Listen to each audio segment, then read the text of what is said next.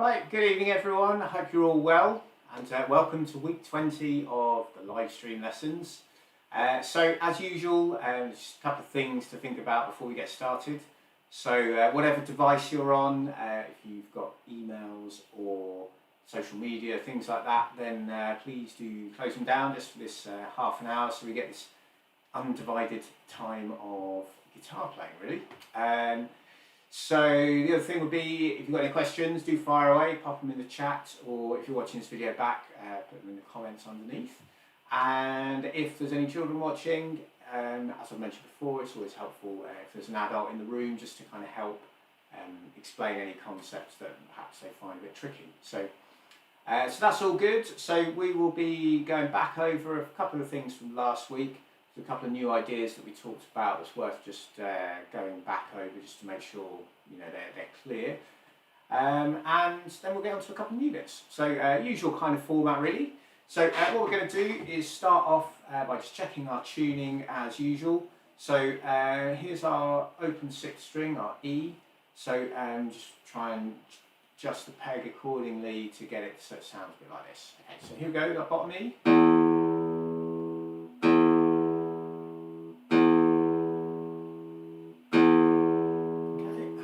To A, and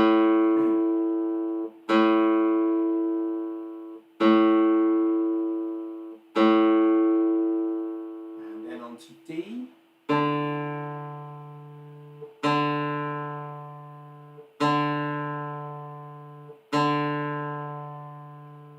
and G,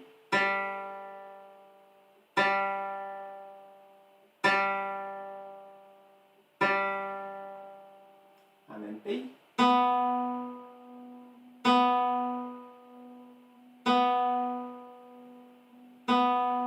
and then finally our B string.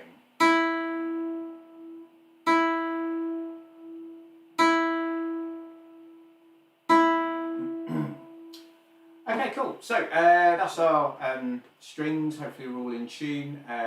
Just before you get started with any playing, make sure you check your posture as well. So we won't go into it now.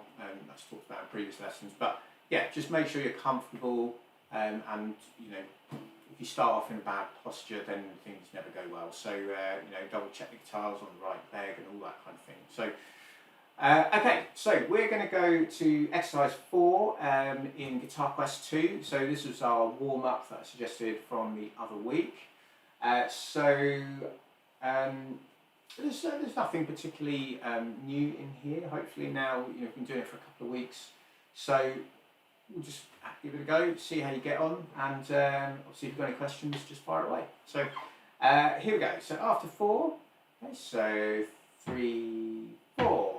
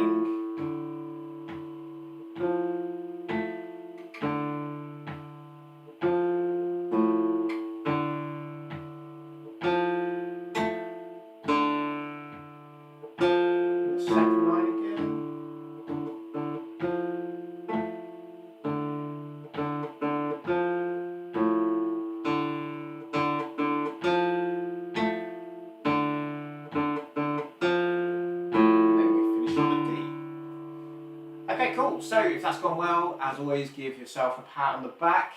One other thing I've not really talked about, I think, in these lessons is, for example, in this tune, it's quite clear that when you hit the 5th string, say for example at the end of the second bar, the second bar we go D and F, A, and then we go back to the D.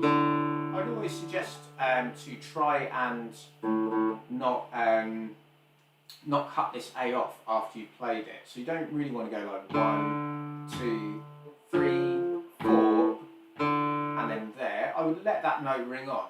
Although the music doesn't necessarily say that, you know, is written as a crotchet. Typically on guitar, like the characteristic of what makes the guitar sound the way it does is that we let these open strings ring into each other, and it just creates this extra harmony that goes on. So if you find you're cutting that note off, you could just try and let it ring on a little bit more, and that will, you know, make it sound a bit nicer. There are times where you definitely would want to cut that sound off, you know, whatever style of music it might be. So having the ability to do that is obviously important as well. But often, particularly when you're playing kind of solo guitar type stuff, acoustic guitar kind of music, then letting those strings ring into each other is usually going to be a good way to go. So, okay, so that's that one. So the other exercises we talked about the other week were exercises 6 and 7. So, looking at exercise 6, I'm just going to bring that up on the screen as well so you can see it. So exercise 6, remember we talked about, let me just change that, having these 2 lines of music. So this is our bass note here, and then that lasts for 3 beats, and then we have rest on the higher line of music, and then these 2 notes here. So it's rest on beat 1, and then you come in on beat 2, and then beat 3. In the second bar, we play the bass note on beat 1, nothing in kind of the melody line, if you like, and then we play on beats 2 and 3 here. So, although all the notes are kind of, you know, well, they're all written as separate lines, or there's 2 separate lines of music, the way it's written is the notes all just follow one another, and what we want to try and do is hold those bass notes down as best we can. So again, just as a typical example of perhaps what we don't want to do is, so we play the C here in the first bar, is to let go of it and then play the E's, and then in the second bar play that E and let go of it and then do that. When you get to the third bar, because you've got an open string, chances are that note is going to ring on anyway unless you specifically try and cut it off, which we don't want to do. And if that happens, then what you've got is a bar where the notes are all sitting and merging together really nicely in bar 3 there, but in the other bars they're not doing it so much.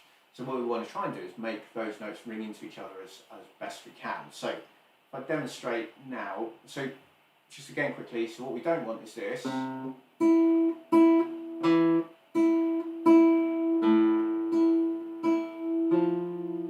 So we want to try and hold these notes. So all we're going to do is just keep the pressure down in first bar on that C, and then on the second bar, the first note, which is E, you're going to keep the pressure down on that note there, and then it should just sustain through. So we get this kind of sound. So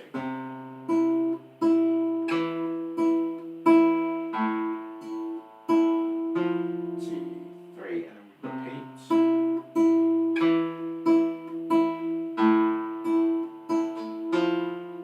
And then the second line.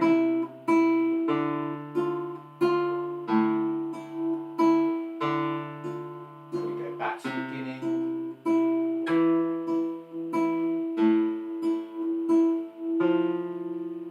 Okay, so the other thing you can do if you're feeling really confident is in the first bar, we hold that C down. As you come onto the second bar, you could still hold that C note down and then hold that one down as well.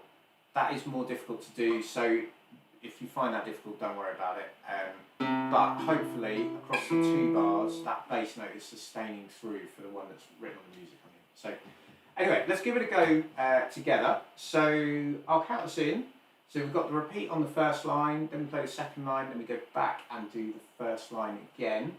Let's just take it nice and slow, and obviously if you've got any questions, do fire away. But here we go, so after 3, okay, so 1, 2, 3.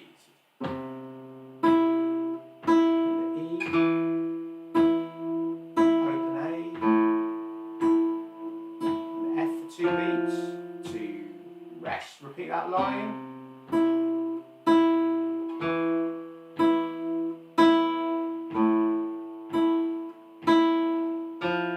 beats, rest, and then second line.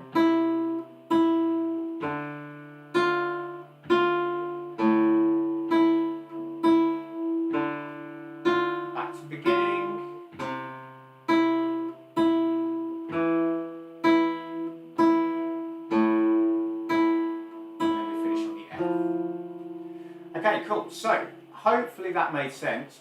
That one is more difficult, I think, in some respects compared to the other tunes. Some of the previous tunes we've done before have been busier in terms of notes and perhaps tempo and that kind of thing. But actually, because we're sustaining notes through, there's a very different kind of challenge that goes on. So just trying to get comfortable with that is definitely the way to go, especially if you love your kind of acoustic guitar style, whether that's classical or more contemporary or whatever. It's all going to be really helpful. So that is number 6, Wonderland.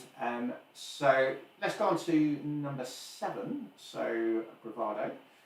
So this one, we have that percussive hit. So again, let me just bring the music up on the screen. So I know I talked a bit about this last week. So where we have this little cross here on the note, that's just either it could be a muted note or a percussive hit. In this case, we're going for a percussive hit, as explained down here in the blue box. So if I just come back to...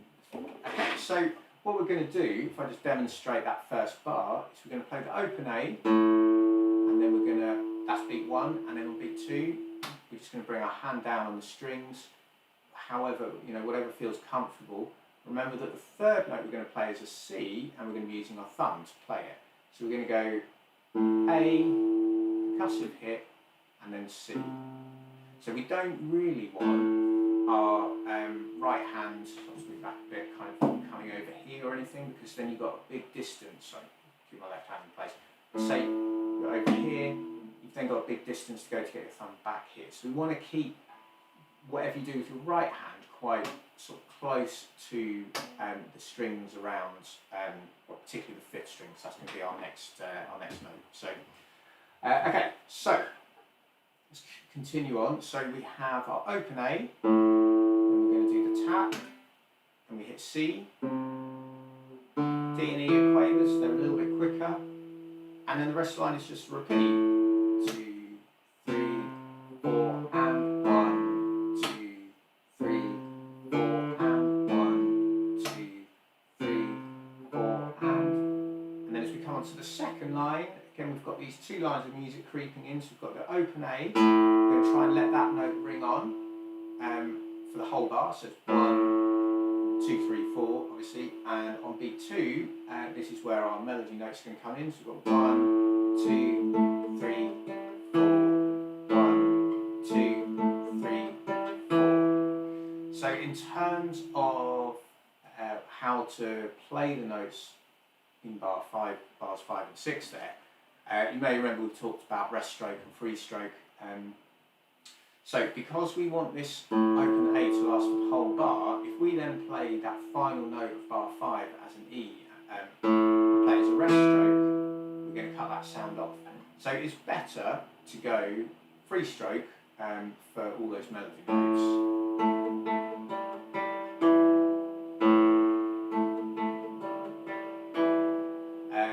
You could play it rest stroke, you're probably not going to hear a huge difference.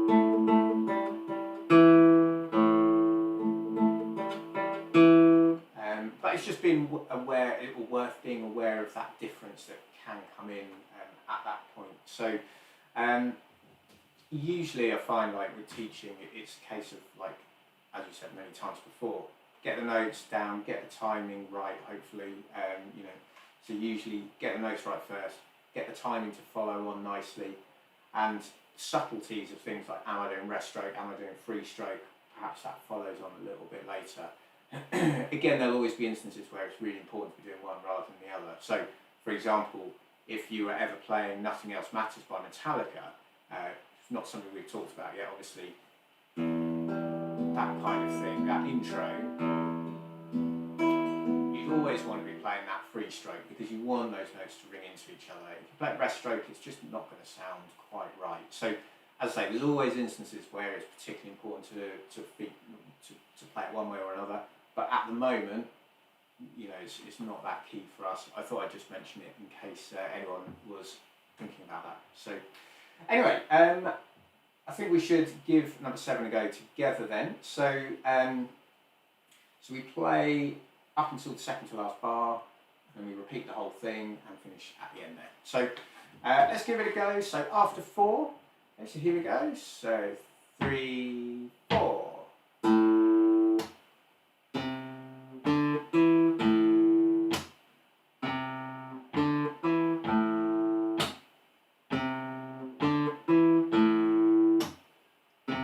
Second line.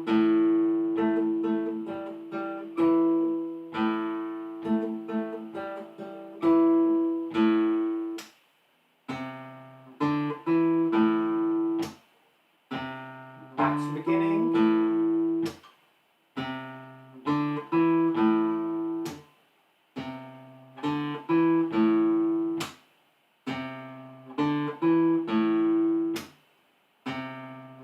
Second line again.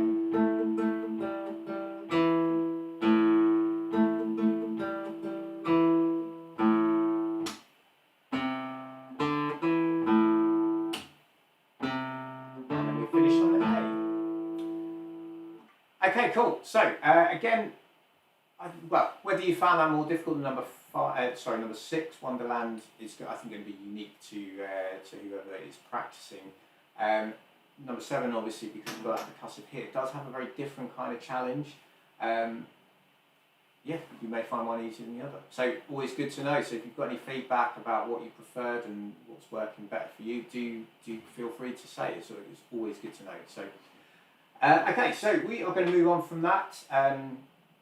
As I think I mentioned last time, at the bottom of page 7, there's that little table there with the new notes that we've covered. So we've got E, F, and C. So just to clarify the answers that we've got going on there. So E, as we've got noted in there, is on the 4th string. So that's going to be the 2nd fret, which is that E that we were playing there. And then F is 4th string, 3rd fret. And then the C is the 5th string at the 3rd fret.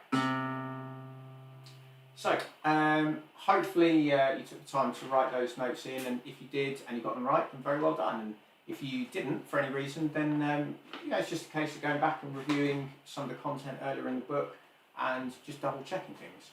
So it's no big deal particularly. It's just all about building knowledge, really. So, okay, so let's turn the page, and this next exercise, number 8, is a really important one. We'll talk about in a second because we didn't cover this last week. So this is the first new one for today. And the C major scale is number 8. So your scales sometimes get a bit of a bad rep. Traditionally you sort of hear of like people when they're doing grades and things, they're just practicing scales endlessly and that kind of thing. And that can be true. If you do grades, there can be a lot of scales. However, they are the fundamental building blocks of music, so it is actually really important to know them. And particularly, well, with guitar, I can't really comment on other instruments, but depending on the style of music you play, you might actually use the scales for music. So, for example, if you decided you wanted to be more of an electric guitarist or rock guitarist or jazz, blues, anything like that, you'll learn these scales and you'll actually use them, and you'll just start making up your own tunes using them. You might compose music, so you might want to know your scales and what notes sort of go together and what works together and that kind of thing. So that's why it is important to know them. We're not going to be going over the scales endlessly, but we are definitely going to cover a few because they're just really important and fundamental to lots of aspects of music, really. So yeah, number 8 then, the C major scale. If any of you, to anybody really, you may have sung the major scale at some point in your life. So do, re, mi, fa, sol, la, ti, do. Does that sound familiar to anybody? So if you remember that, so any adults, you might remember it from back at school many years ago. Or if you're at school now, perhaps you're learning it that way. I don't know. It doesn't seem to be taught very much anymore. But yeah, that's basically what this scale is, and that's what we're going to have a go at. So looking at the notes then, we start on our C, 5th string, 3rd fret. So whatever the title note of the scale is, in this case C major, it means we're going to be starting on a C. So you're never going to start a scale on a note other than the title note of that scale, or very rarely anyway. So So yeah, so we start on this C, and then all we're going to do is work our way up to the next C using all the notes we've learned already.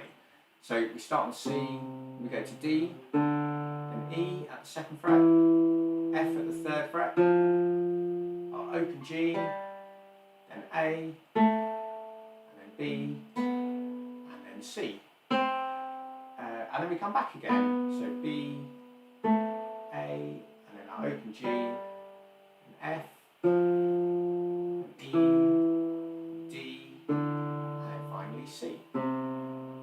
So you may have noticed as I was playing it, I was sort of moving my hand away a bit like that at times, particularly when I went to the open strings. You don't want to do that. I'm just doing that for demonstration purposes, really, just to kind of make it clear that I'm playing an open string. But as you play it, you really want to just try and keep your fingers close to whatever fret or string you're playing. You know, so if you're playing an open string, you obviously don't want to be touching the frets, but you don't want your hand way out of the way either. So, okay, so let's have a go at it together. So after 4, so starting on that C, 5th string, 3rd fret, here we go. Okay, so 3, 4.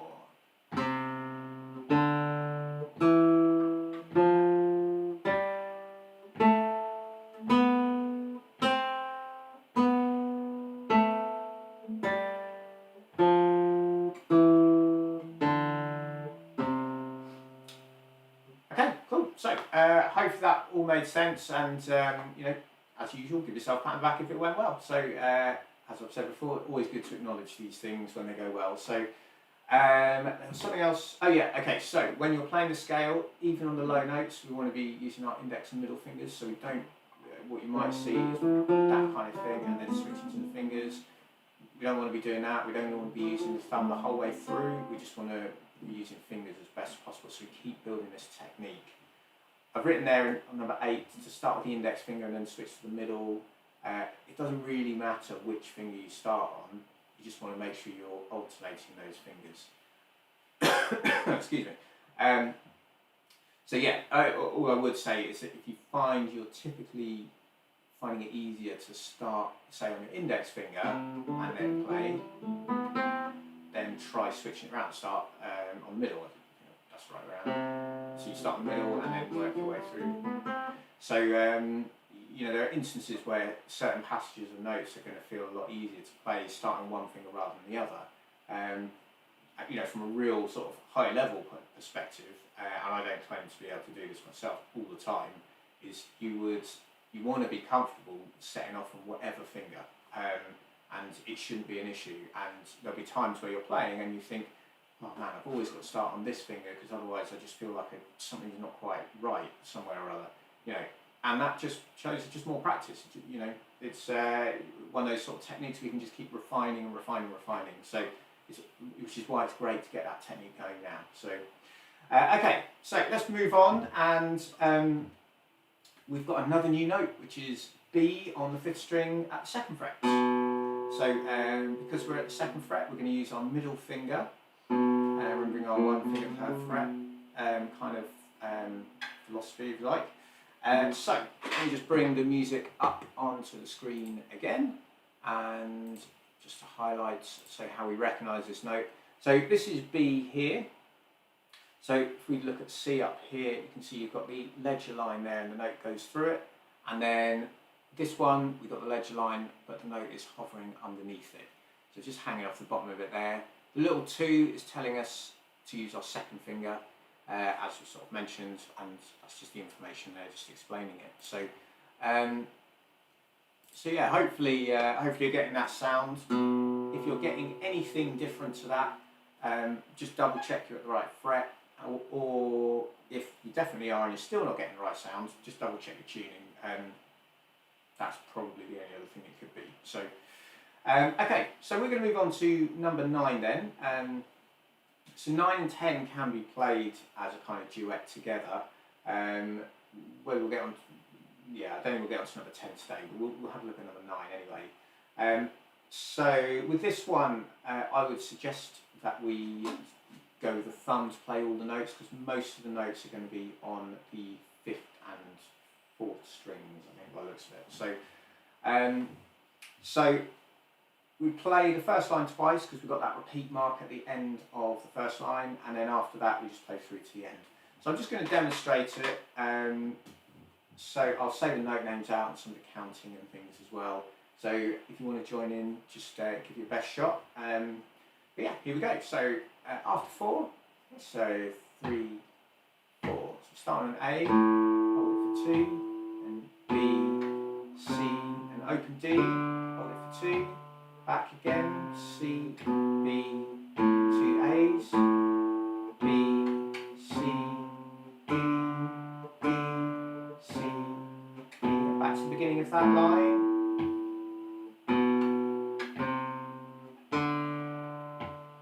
C, B, A.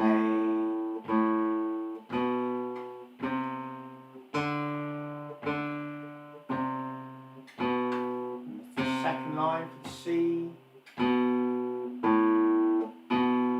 2, C, B, A, B, hold it for 2, and then rest on 3 and 4, and then the last line.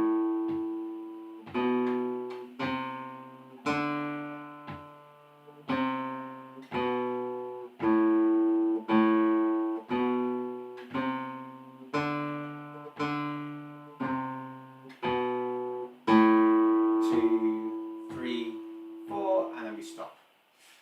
So let's have a listen to that track and see what you think. This one's probably a little bit more classical, I suppose, than some of the other ones we've done more recently. But yeah, hope you enjoy it. So here we go.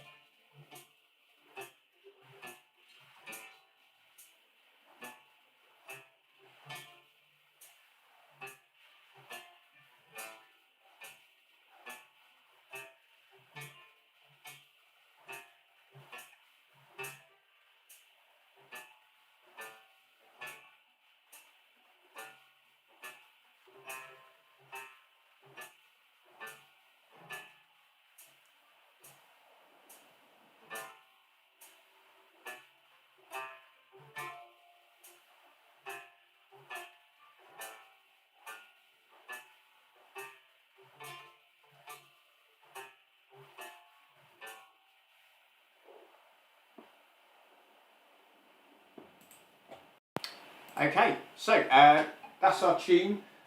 Yeah, it has a slightly more melancholic tone to it. That's generally just due to the nature of the notes that we're actually playing. So, as we'll cover later in the book, a lot of these notes go into making up an A minor scale, and a minor scale, or like the minor chords, have a more melancholic or slightly sad kind of tone to them. So, yeah. So I think that's probably going to be a good place for us to finish up today. So next week we'll get on to number 10, which is sort of the accompaniment part to this.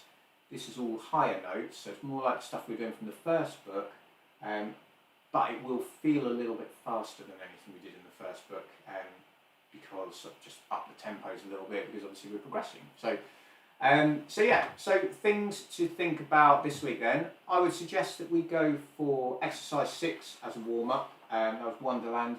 The reason being that we want to kind of practice that kind of idea of getting those two sort of lines of music going, trying to sustain those notes and that kind of thing. So yeah, so number 6 is a warm-up, and then I think it's worth going back over number 7, because we've got that percussive hit, so we'll spend another week on that.